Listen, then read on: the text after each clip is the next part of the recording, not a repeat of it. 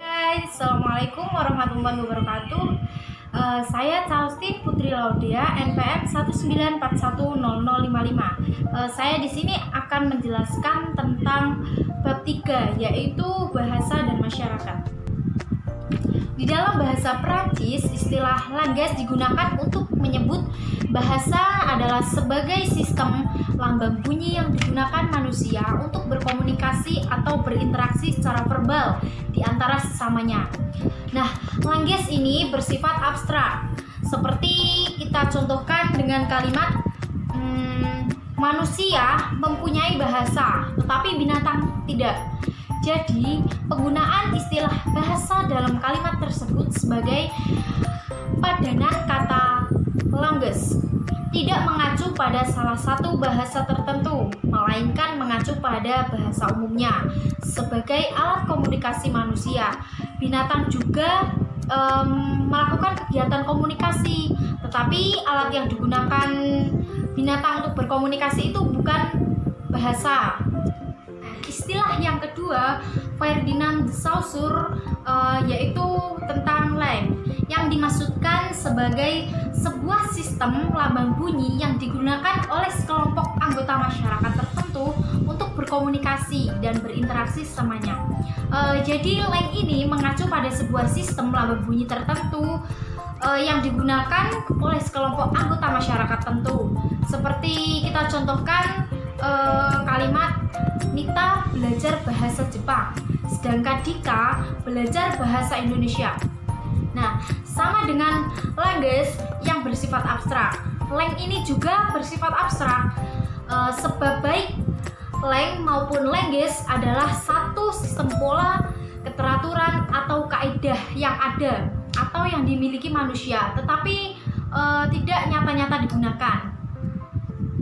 Nah, berbeda dengan language dan lang yang bersifat abstrak, maka istilah yang ketiga itu ada parol. Nah, parol itu bersifat konkret karena parol itu merupakan pelaksanaan dari lang dalam bentuk ujaran atau tuturan yang dilakukan oleh anggota masyarakat dalam berinteraksi atau berkomunikasi sesamanya. Seperti itu. Nah, yang kedua kita akan membahas tentang verbal repertoire.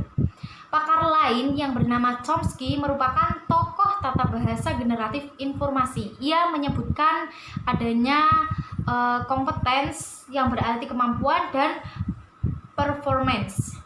Nah, di sini sendiri kompetens itu yaitu pengetahuan yang dimiliki pemakai bahasa mengenai bahasanya, sedangkan performance itu perbuatan berbahasa atau pemakaian bahasa itu sendiri dalam keadaan yang sebenarnya di dalam masyarakat. Nah, di sini ada tokoh lain yang bernama Halliday, tokoh linguistik sistemik yang banyak menaruh perhatian pada segi kemasyarakatan bahasa, tidak secara eksplisit membedakan bahasa sebagai sistem dan bahasa sebagai keterampilan.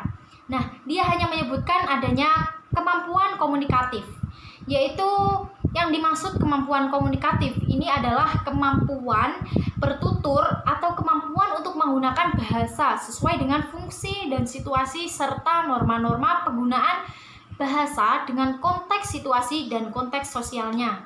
Nah, seseorang jika ingin dianggap mempunyai kemampuan komunikatif itu harus mempunyai kemampuan untuk bisa membedakan kalimat yang gramatikal dan kalimat yang tidak gramatikal. Nah, serta mempunyai kemampuan untuk memilih bentuk-bentuk bahasa sesuai dengan situasinya, mampu memilih ungkapan yang sesuai dengan tingkah laku dan situasinya, serta tidak dapat menginterpretasikan makna acuan, tetapi juga dapat menafsirkan makna konteks dan makna situasional. Seperti itu. Setiap penutur suatu bahasa tentunya juga berbagai taraf gradasinya. Mereka mempunyai kemampuan komunikatif itu. Kemampuan komunikatif seseorang ternyata itu bervariasi. Setidaknya seseorang yang mempunyai kemampuan komunikatif itu dapat menguasai satu bahasa. Ibu dengan berbagai variasi atau ragamnya.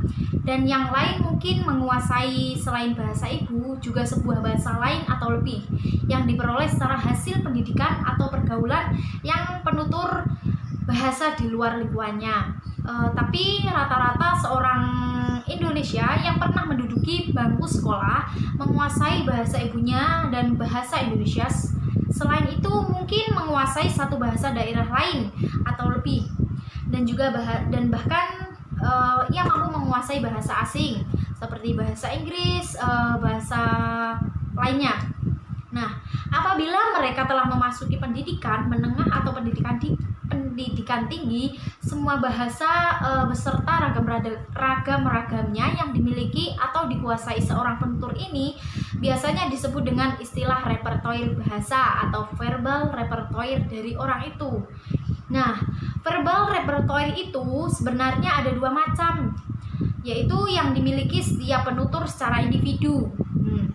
Yang pertama itu mengacu pada alat-alat verbal yang dikuasai oleh seorang penutur, termasuk kemampuan untuk memilih norma-norma sosial bahasa sesuai dengan situasi dan fungsinya. Nah, dan yang kedua itu mengacu pada keseluruhan alat-alat verbal yang ada di dalam suatu masyarakat, beserta dengan norma-norma untuk memilih variasi yang sesuai dengan konteks sosialnya. Yang ketiga akan membahas tentang masyarakat tutur. Sebuah kelompok orang atau masyarakat dapat dikatakan sebuah masyarakat tutur kalau suatu kelompok orang atau suatu masyarakat mempunyai verbal repertoire yang relatif sama, serta mereka itu mempunyai penilaian yang sama terhadap norma-norma pemakaian bahasa yang digunakan di dalam masyarakat itu. Nah, kalau dilihat dari sempit dan luasnya verbal repertoire-nya, masyarakat tutur itu dapat dibedakan menjadi dua macam, guys. Yang pertama yaitu masyarakat tutur yang repertoire-nya pemakaiannya lebih luas dan menunjukkan verbal repertoire-nya setiap penutur itu lebih luas pula. Dan yang kedua, masyarakat tutur yang sebagian anggotanya mempunyai pengalaman sehari-hari atau mempunyai aspirasi hidup yang sama dan menunjukkan kepemilikan wilayah linguistik yang lebih sempit, termasuk juga perbedaan variasinya. Nah, perlawanan dengan bahasa, kita ambil contoh dari masyarakat tutur Jawa.